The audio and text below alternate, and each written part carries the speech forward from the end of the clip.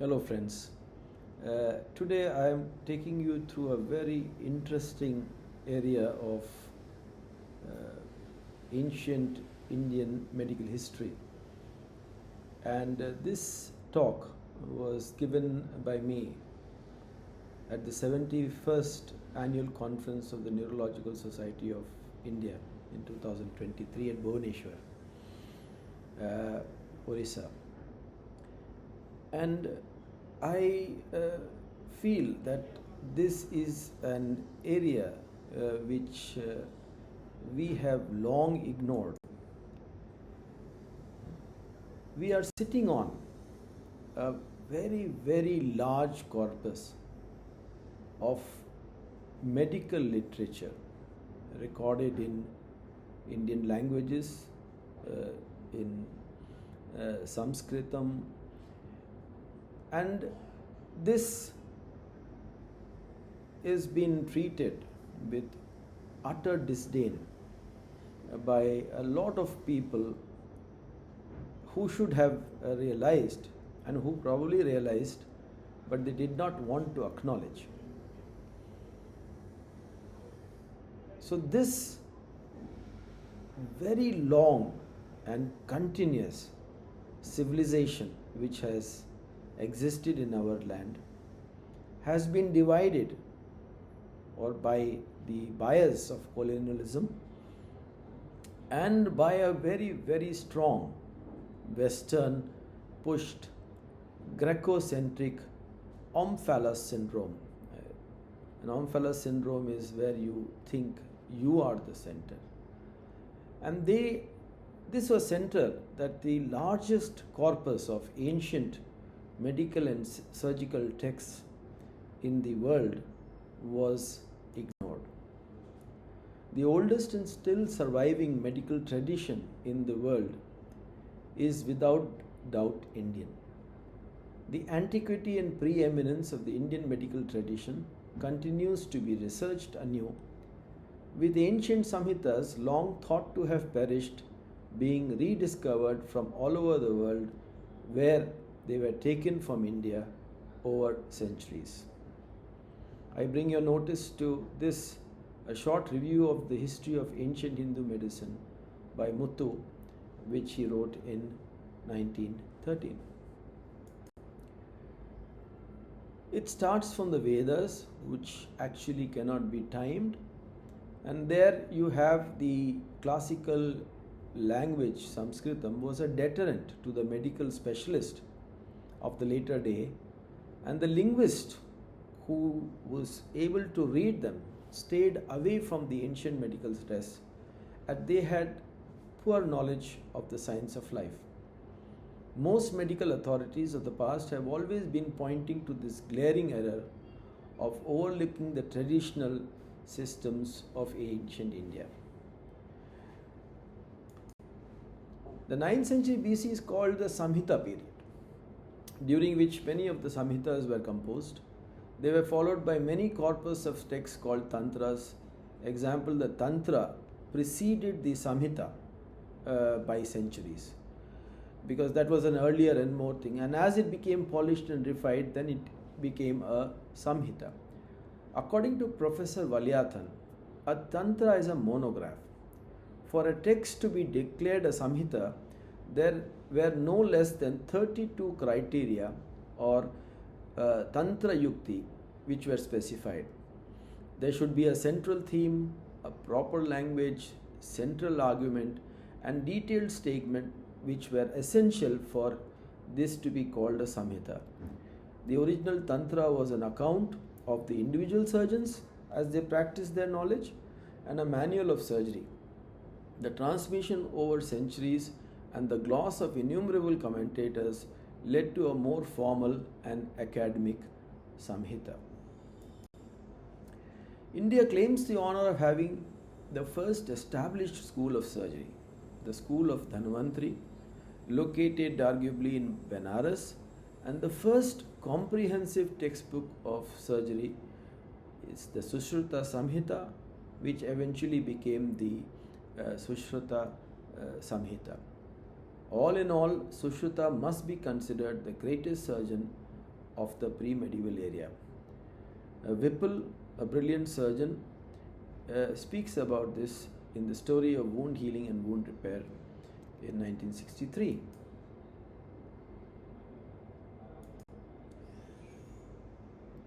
Rudolf Hornell wrote on the Brihat Samhita in the Bowers manuscript, the journal of the Royal Asiatic Society of Great Britain and Ireland. And one of the most important documents in connection with ancient Indian medicine is the Bower manuscripts. This birch bark medical treatise was discovered in Kuchar in eastern Turkestan, dated approximately AD 450, and is housed in the Oxford University Library. Now, this Bower manuscript has got a very, very brilliant story behind this, and it is really interesting if you are focusing on this area of discovery to see how knowledge was being transmitted all over the world from ancient India. The antiquity of Indian medicine and surgery continues to be researched. The debate of who influenced who is essential to set the record straight. The work of Sir Bhagwat Singhji Raja of Gondal, who was an Edinburgh-trained, university-trained doctor, he wrote the Aryan medical system, a short history which was quoted by Osler. This history of the Aryan medical system was a very remarkable effort in 1896, where he tried to bring the focus of the collective intelligence onto this huge corpus of medical knowledge gleaned over centuries to the global understanding. So now what I feel is that from the aspect of neurosurgery, we should listen what Aristotle says, that if you would understand anything, observe its beginning and its development. And for us to understand neurosurgery, we must understand the antiquity and impact of Hindu medicine. History resides in everything that answers the question that self-respecting clinician and scientists learn to ask. As Professor Dagi says in his History of Neurosurgical Technique, what has preceded me, my ideas, my assumptions, my biases? How might I have been influenced by these ideas consciously or unconsciously? How can I use the experience of others in the past to understand better the issues that confront us further? So for the us neurosurgeons to understand, we need to really read the, there is a lovely 8-volume textbook of Ayurveda by Dr. Lakshmipati, father-in-law of Professor Ramurthy, my mentor.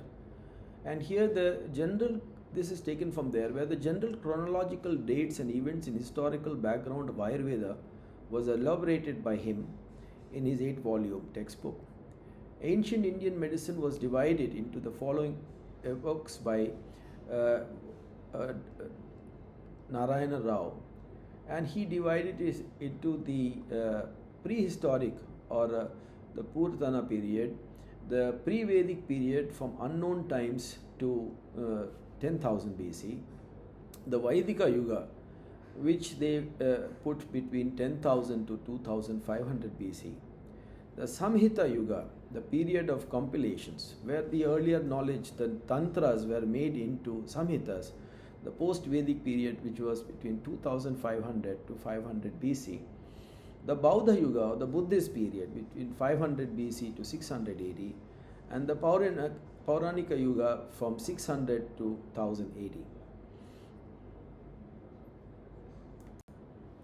The oldest known printed book, which is a surprise to you, is a Chinese translation of a Sanskritam text, and this Diamond Sutra was published, translation from Sanskrit thing was published in 1868. So we have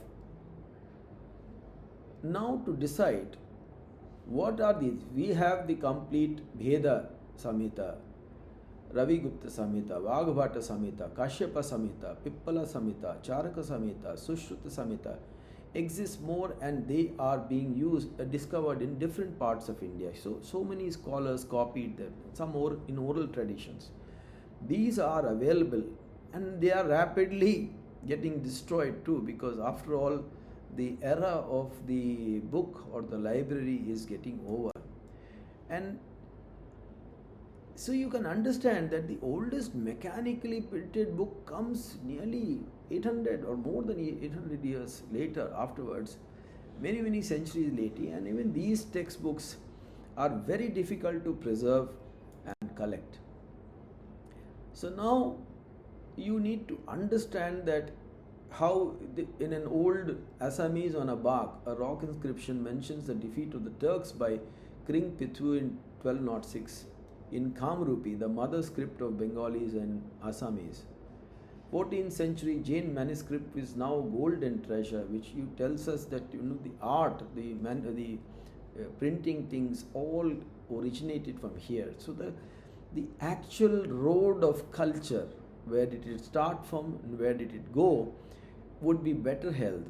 It would be, you need to see and study.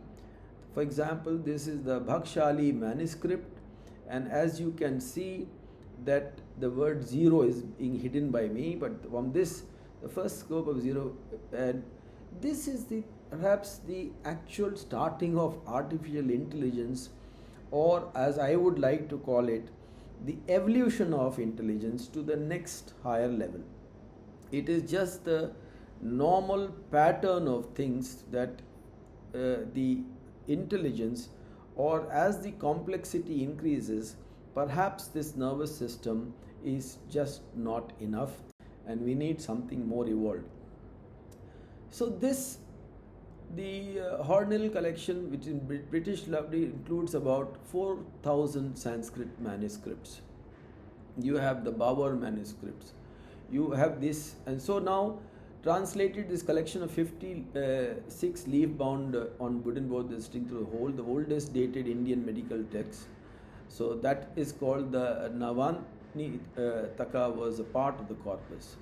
So now, because they were preserved in this particular environment in the desert, these manuscripts have been preserved in different parts of the world.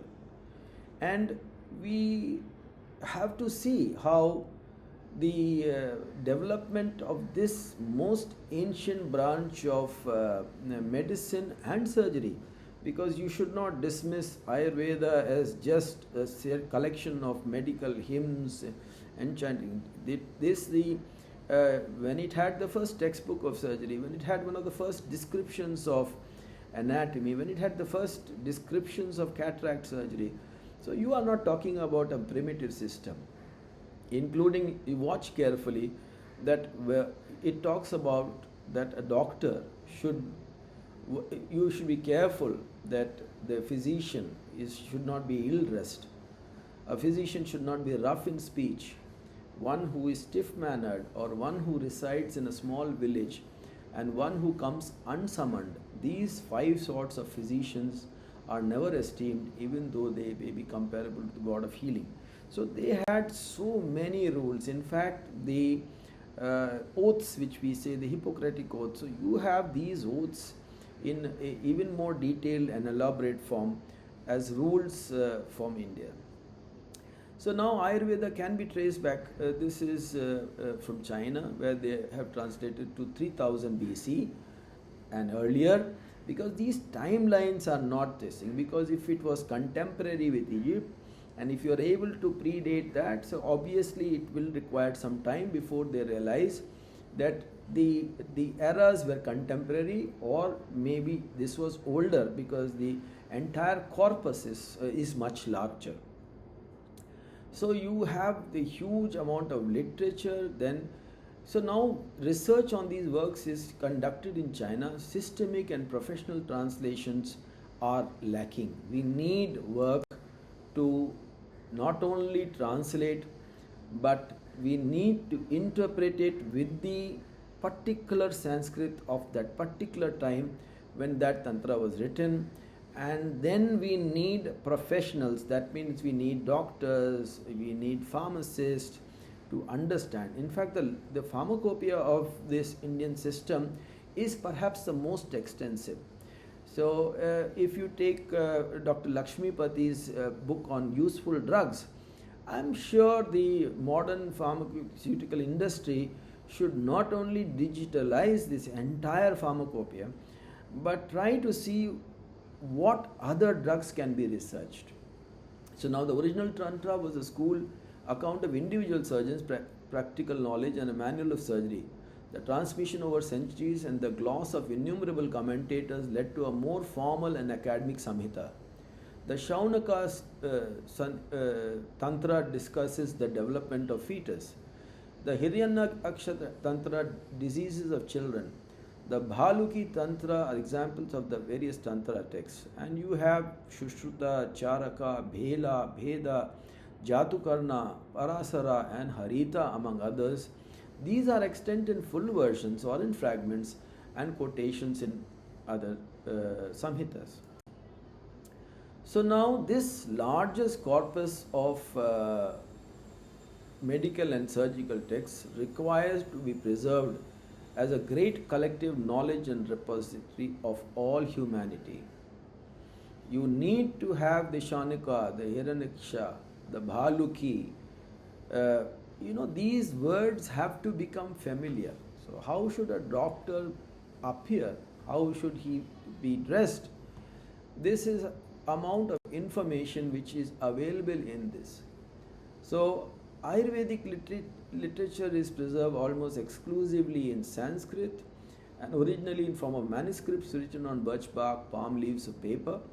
India over the millennia developed about a dozen different alphabets, and the scribes who copied out the manuscript could use the script that was local. So it's quite normal to find a Sanskrit medical manuscript from Kerala in the Malayalam script, while a manuscript of the very same text copied in Bengal would be in Bengali script. Both the manuscripts would still be in the Sanskrit language and could be virtually indistinguishable allowed. So this work by this gentleman, you need to think that through the mist of time, we can visualize the entire knowledge which is there and probably store it, clean it, because this is data. This is a huge amount of data, and this data needs to be cleaned properly, and it needs to be collated, it needs to be collected, it needs to be completed.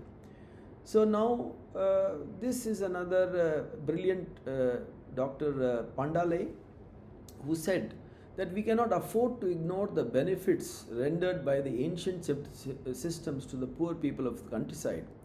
The students of ancient medicine are taught a great deal about modern medicine, including basic sciences, while the student of Western medicine grows up in ignorance of the system which is extensively favored by millions of his countrymen and which is most probably favored by his own patients.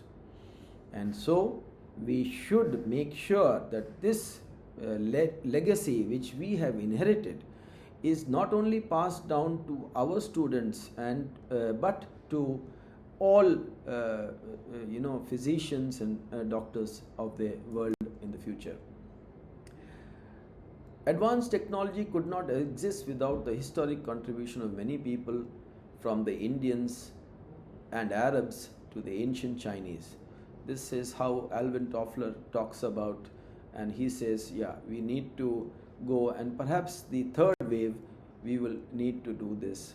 So now we have already got a lot of work where you have this work on neural networks, you have on NVIDIA GPU, you have the Decrypt project, Hindola, the historical intelligent documents layout analytics, a machine learning tool to help researchers read worn-out and old manuscripts, optical character recognition, convolutional networks, image processing, deep learning. So we need to learn about this palm leaf conservation, and we need to learn how to demystify complexity.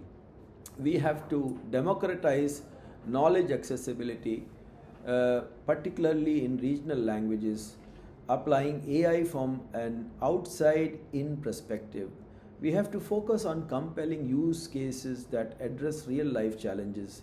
Smaller task specific models should be trained on relevant data, and obviously affordability and accessibility becomes important.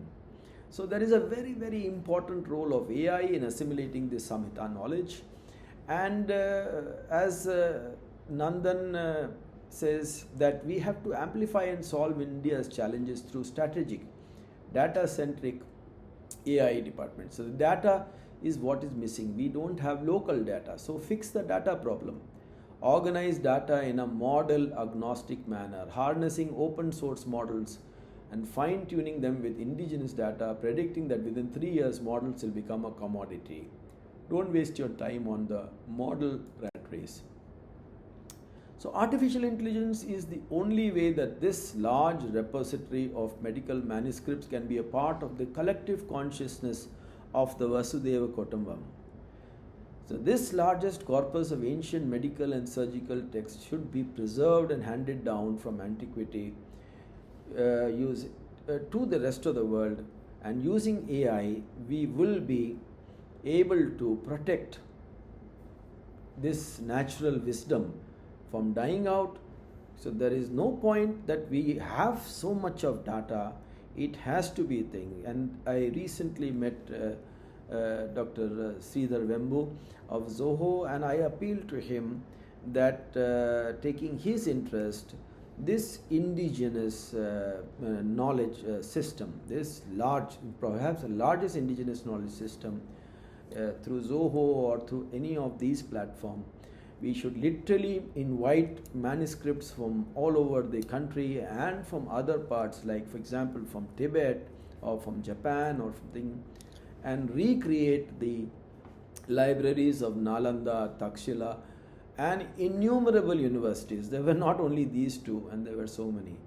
So thank you, ladies and gentlemen, and I hope that the collaborative effort on this is the future of medicine and surgery. Thank you, everybody, once again.